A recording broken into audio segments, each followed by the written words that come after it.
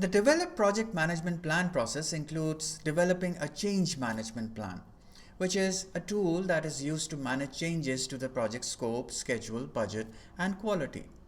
Change management is an integral part of project management as projects are inherently dynamic and subjected to change.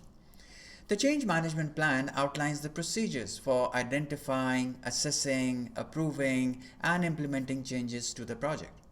The change management plan is typically created by the project manager with input from key stakeholders such as the project sponsor, project team members, and subject matter experts.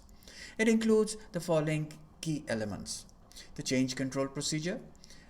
This is outlining the process for identifying, assessing, approving, and implementing changes to the project. The change control roles and responsibilities.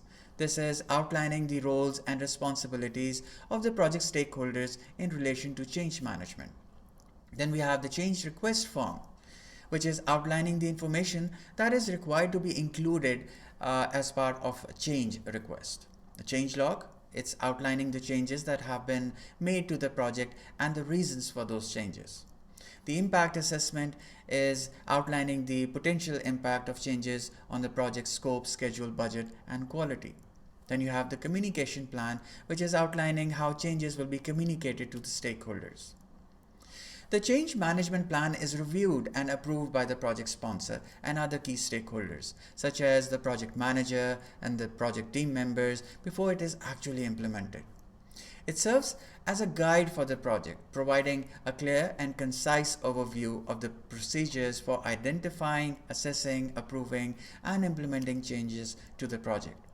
It also helps project managers to manage changes to the project and to identify and manage project risks. The change management plan is a living document that should be reviewed and updated throughout the project as and when required. For instance, if new risks are identified, they should be added to the change management plan. If new change control procedures are required, they should be added to the change management plan. See you in the next lecture.